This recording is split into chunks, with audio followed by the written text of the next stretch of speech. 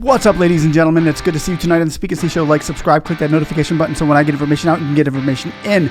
I have had a lot of comments, and we have talked about it for over a year now about the EIDL loan forgiveness.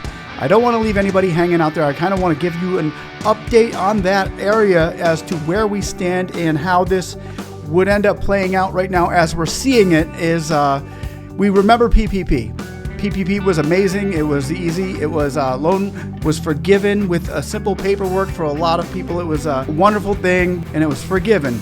It's a little bit different now with the EIDL loan. It was a little harder to get, and then the EIDL grant was even out there. People were wondering if they were going to get that, and we're still going to fight for that. And I'm going to go bring you up to date on how this EIDL loan forgiveness could be playing out right now as all these wheels are in motion behind the scenes. And when you got a tight-knit group of people, a community of small businesses like we see on this channel, you out there that are commenting and subscribing to this channel who are in the fight and in this movement of trying to pick small businesses back up to where they were once again. We got fighters out there. You guys are true fighters, and I would go to battle with you any day, side with Jason McElhone at TrySmallBiz.com, a general in the small businesses. He's an amazing person out there. He's tough as nails. And we got people like that, people like you, people like me. Let's do this. Together, we can make these things happen like EIDL loan forgiveness, okay? So hang in there, keep the hope alive, and let's keep fighting for this, guys. Somebody say, hey, we still won our 10K. Yeah.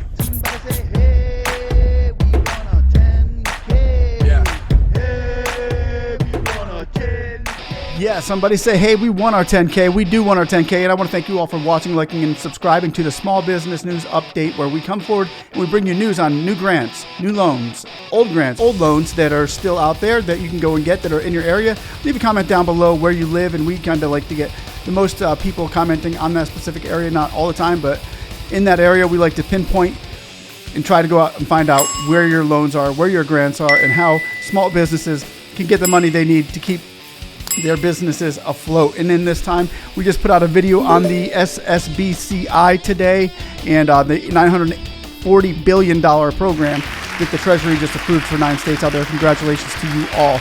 Now we're going to go over the EIDL loan forgiveness today. First of all, we got to get deferred once again for another 6 months probably. Hopefully for another year. Before that happens, we are looking more of a line, say if you have gotten a 7A loan or a federal loan to begin with, it comes with certain terms that you have to adhere to. EIDL loans were never intended to be forgivable from the beginning. It wasn't intended to be forgivable, but the way things were playing out with the PPP, it was starting to look like, yeah, it has a chance to be forgivable. Now, a lot of people were going out and getting SBA loans, 7A SBA loans, and the 504 loans for small businesses in the SBA. Now, the SBA has a system that they use for giving these loans, at least in some of them, all of it, in many of it, just a portion of it. But only about a third of the SBA loans that go through the process of being forgiven are forgiven. So it's a very low percentage, and it's a very crucial, it's a time relating process. It's called offer of compromise. It's an OIC compromise that we're probably going to have to look for the SBA to open up a platform in a process that typically applies to 7A loans and 504 loans. And it's in a different office held by the SBA, but it would have to be a whole new revamped system by the SBA in order to bring this to fruition. So we would need Congress and the Senate to authorize the SBA to open up a new office to forgive loans, period. Just an office for OICs,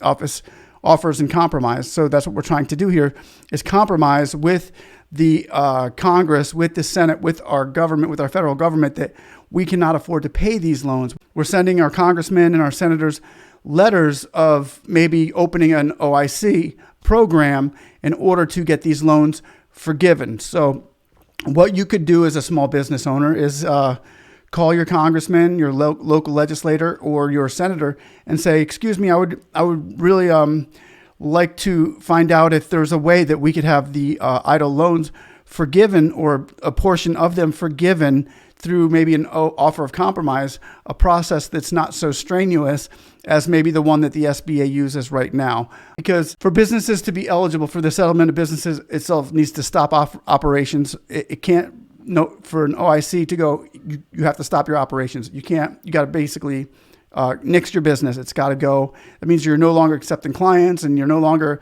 producing products. And it's okay for some final receivables or complete some projects that you're in the process of completing right now, some projects prior to your offering the compromise, but the businesses can't just continue to operate. And that would have to be one of the requirements that we could remove from this forgiven OIC process that we're looking to obtain via Congress, via the Senate, via SBA. So hopefully this clears some things up. It's kind of like the loans are going to be forgiven. It's a wash. Joe Biden signs an executive order, or Schumer makes a big statement, and it just happens like that. It doesn't. We're going to have to get with our state and local legislative branches, Senate and Congress particularly, and maybe Senator Ben Cardin and Rand Paul, who are on the Small Business Committee of Entrepreneurship, or Luca Meyer, or Nydia Velazquez, who's in the Congress in the Small Business Committee.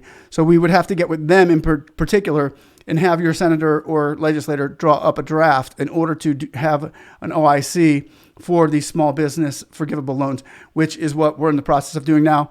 And hopefully we can get enough people on board to back us up with it, assuming the EIDL loans are going to be serviced like in a disaster loan service center, sort of, because it was a disaster loan.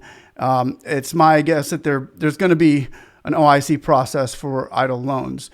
Hopefully this gives a little bit of clarity to what's going on with the EIDL loan forgiveness program that is not in effect yet, but we're trying to help get up some momentum for it for our state and local congressmen and senators to draw up a draft on it so that we can see this EIDL forgiveness come into play and fruition through our lives. So if you guys got this message, you like, subscribe, and continue to give me that information down below where you're at, and we're going to continue looking for grants for all of you all small business. And once again, thanks for watching Speak and See. Can somebody say, hey, we still want our 10K, or at least forgiven 10K of our EIDL loan would be good too. Have a good one, guys. Yeah.